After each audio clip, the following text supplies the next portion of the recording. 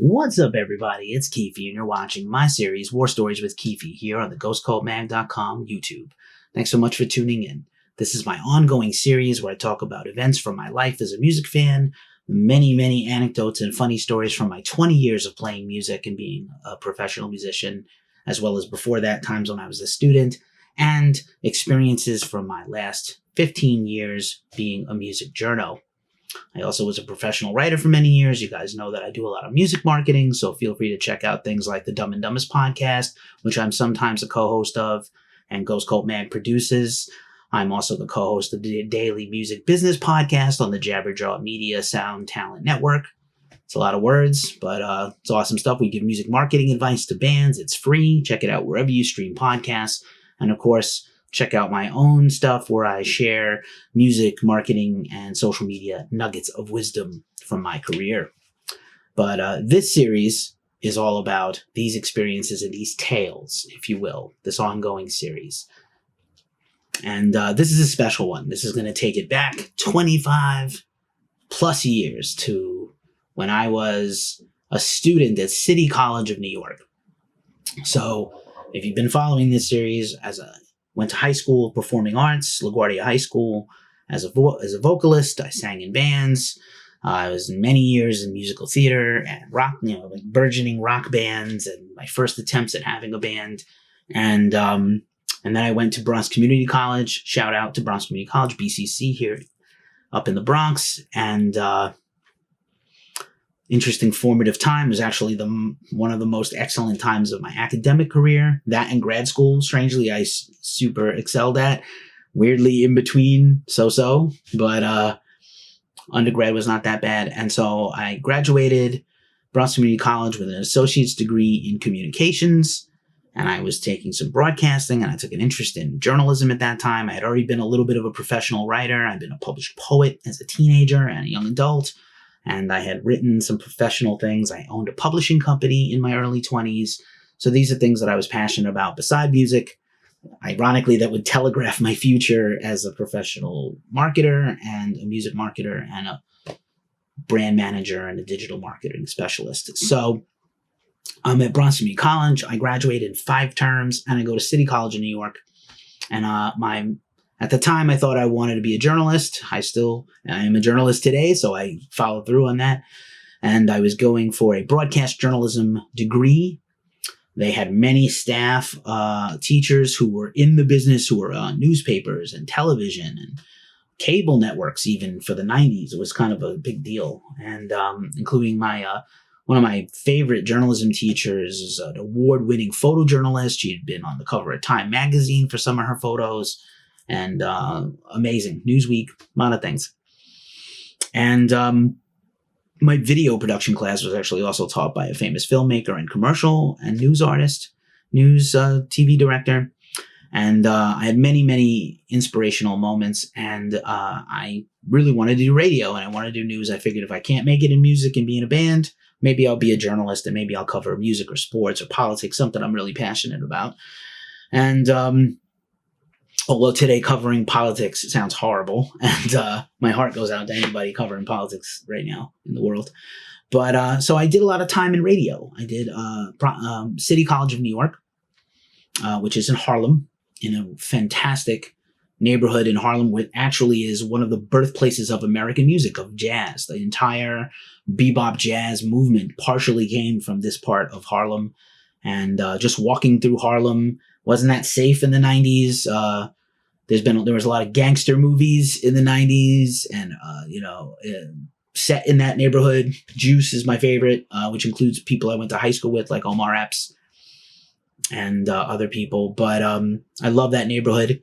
It's a lot of fun. It's still very vibrant and lively and cultural. Obviously, it's gentrified up a little bit now, but Hamilton Grange is up there for you Hamilton fans.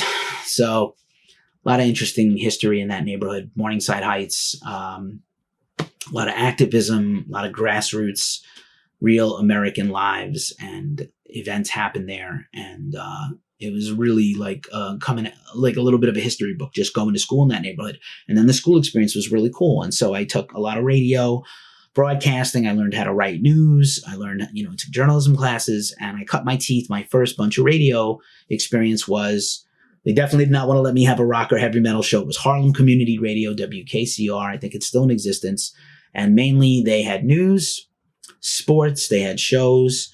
They had a morning show in Spanish, which those two guys ended up going on to La Mega to become the most famous morning hosts in Spanish radio ever. Gordo y Flaco, who were also there at the time I went. They had, a rap show, an R&B show. I asked them to let me do rock or metal. I was like, some of the students might like it. They were like, nah, stick to news, you. And I, had my long hair. I wore a lot of stonewash denim jackets with my patches sometimes. And I love doing radio, man. It really got a flavor for it. I learned how to, set up my spots, run the commercials, change the tapes, write my scripts, adapt news coming in. We had a news ticker, and we would get like little telefax would come in with news stories, and we would rewrite them quickly for the news and read them on the air. And jokingly, shout out to Omar Cordy, our video editor and producer of all these videos and photo editor here at Ghost Cult. And he was like, you gotta stop doing this Cronkite shit with the Ghost Cult weekly news stories. But I really love Edward R. Murrow. If you guys are interested in American history and the history of news, you want to check out Edward R. Murrow's style.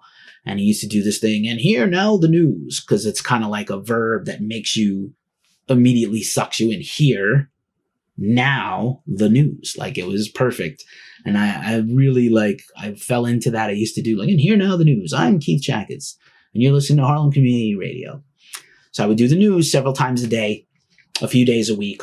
And, we really only broadcast to the neighborhood and the campus. So not a huge bandwidth, but, it was real experience in radio. And I didn't really like television broadcasting stuff that much. I weirdly was good behind the scenes. I did some avid editing and stuff, and then I forgot about it all in a haze later in the decade, probably because of a lot of drinking and drugs. Not so much anymore at all. But as my band days got heavier, the nights become a little more fuzzy and hard to remember, but later stories for those. So, at one point I used to do the afternoon show, and the evening show, the first evening block from 6 to 8 or 9 was the rap show. And this is New York City in the early 1990s, 1993, 1994. And, hip hop is a huge, New York is an epicenter of hip hop, and I'm not a huge hip hop fan. There are great classic hip hop artists I like. I really stopped following most hip hop and rap late in the 90s. Occasionally I'll hear some stuff. There'll be some artists that I like, but I really am not an aficionado. Old school rap, I can probably hang in a conversation with you and talk about the history and the cultural impact. I'm from the Bronx, where hip hop was born. No disrespect to anybody else, but facts are facts. Not your feelings. And I would do the news show from 4 to 5 or 3 to 5, depending on how busy it was or what the requirement was. This was to fulfill my requirements for the degree. So I had to clock a certain amount of hours every week for the class. And we all had a spot to collectively share the news. And I was on the station. And so a lot of times I would be finishing my show, and it wasn't really a very big station. It was kind of like a wide open box. And then you were on the air. There was a light. Everybody would walk in the room please observe that he's on the air. Don't talk. But come in, go through the studio to sit down in a little office that served as the green room. And the rap show was at 6. So I usually ended at 5:50 and then put on commercials for 10 minutes. Plug the school, it's University of New York. We offer an urban environment and a great education system and a historical college. So, and City University, man, even though I, have a sort of sordid tale history there, they really educated me well. Can't really complain too much about the job they did. And great campus, great teachers at that time. They had a great music program, incredible arts programs, jazz music and musical theater and all kinds of things. So I benefited greatly from going to this place, and I had some friends there. I made some lifelong friends there, and great place. And so a lot of times my show would be ending. People would come in early. I think they used to have the talent show up a little early, and then the on-air guys would come on to do the rap or R&B show, have a guest come in, sit with them, interview them, hang out, pick music, play music. So usually they would walk in while I was finishing. And so, there were times when really legendary people would come in and I didn't really know who they were, because that's just wasn't my scope. But ultimately, people like Nas, Biggie Smalls, and Puffy, had a big incident at City College, and he was technically banned from the campus, but he ended up coming on the show as a guest to, I think, apologize. Biggie, before he was famous, Redman, all kinds of famous rappers. Onyx, I think, came in one time, and I was barely aware of them. People would come in and just side-eye me, but, I'm a kid from the street, man. I'm a street kid. I love everybody. I get along with everybody. I don't judge everybody too harshly, too fast. I was taught to judge slowly because you never know anyone else's story. Everybody's the same. So one particular time, I'm there doing the news. I'm reading the long list of news stories, and this whole troop of dudes comes in, like 15, 20 guys comes in with the host, Dante. And I was like, the hell's going on here? And they're all like looking up at me weird and like looking me up and down. And one guy comes right up to me and he taps his buddy on the shoulder and like pulls his lighter out, lights up a blunt, takes a big puff off it and blows smoke right on my face as I'm on the air talking. And he's like, yo, I mute everything so nobody hears him say, he's like, yo, who's the cracker? Is he a narc? So I got called a narc and a cracker by Method Man of Wu-Tang Clan. All these dudes were Wu-Tang Clan and their posse. And this is really before 36 Chambers blew up. They were like a big deal in Harlem, and people, like New York City, and people knew about them, and there were posters that they were going to be at the school, but like, I didn't know who they were. And I got called a narc and a cracker by Method Man. And ironically, a little bit later, when 36 Chambers came out, I love that record, not because of that experience, but it is an incredible record. My personal favorite people in Wu-Tang are the RZA, the Jizza, and You God, who's very underrated. I always tend to graduate to the underrated guys, but they were mad cool. I was really fascinated that all these people came in. How were they going to all get on the air? We only had a handful of headphones.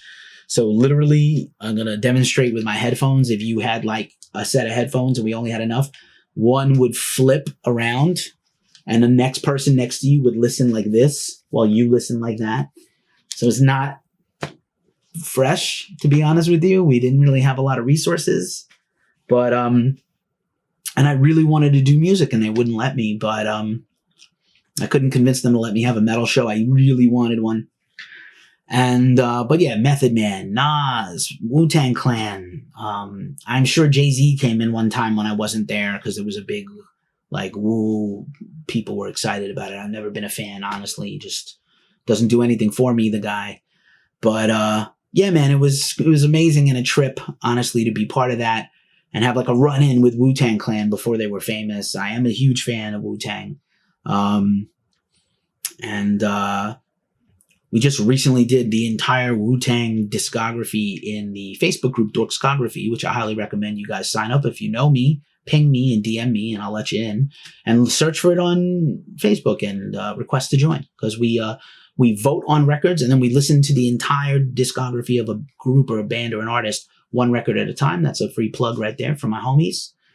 And funny enough, years later, when I had some other publishing interests a few years later, I would end up as a radio guest sometimes on sports shows because I had a sports business that I was trying to do sports publishing. And I would go on Fordham University Radio. I'm from the Bronx. I'm from specifically the North Central Bronx. And so Fordham is in the North Central Bronx, right near the Bronx Zoo and the Bronx Botanical Gardens. And we would go on the sports show there. And I met my dear friend, shout out to my dude, Bill McCooey. We have many, many stories to share with, I'll tell eventually with Bill in it. A couple of really doozies. And Bill, they played metal in the breaks. So when I got to go come on the air and go in person to be in the radio, first of all, I was ready for radio. It's weird. I spoke better back then than I do now on these videos, and I need to work on that, or my podcast, frankly. And Bill was like, bring whatever record you want. And I brought like Pantera and White Zombie and Slayer and Metallica and COC and Soundgarden and Sepultura, Death Angel, whatever I was listening to back then, Machine Head, Violence, Sacred Reich, whatever I could. I would bring a stack of CDs every time. And Bill was a metalhead. I knew this from hearing the show sometimes. So funny enough, we would like come back from a break or start the show or a commercial and play like a bunch of metal intros of songs, which was a lot of fun. And they got a letter written to them by the head of the school at one point, or the head of the media department of the school, who was a pastor, because Fordham University is a Jesuit university. And they heard like, Welcome to Planet Motherfucker and or Electric Head Part 1 by White Zombie, with a lot of moaning and movie samples and all kinds of shit from horror and B movies. And they're like, this is not really appropriate to play on a Jesuit university station. I agree that it's late at night. So it's really funny. And I just wanted to like bookend that little bit of story onto this story. I love radio. I still love radio. By the time you see this, Ghost Cult will have been on Gimme Radio, which again, I was really, humbled to get a shot to be a host on Gimme Radio and curate a special Ghost Cult Join the Cult special. They're going to replay that from time to time. Who knows if we'll get to come back, but I would love to. And I love radio. Radio has meant a lot to me in my life, so it was great that I got this funny experience. And if you're hip hop fans out there, drop a comment below and let me know what your favorite rap group is. If you've met rappers, let me know interesting and funny stories about your interactions with rappers. If you have any, drop a comment. Or rockers, whatever. I love to hear from the fans. I want to hear from you. This isn't just me always talking at you guys in videos. I want you to sound off in the comments. I love radio. I love the opportunities radio has given me and what radio has done for me. And I also want to end by saying Wu-Tang is for children.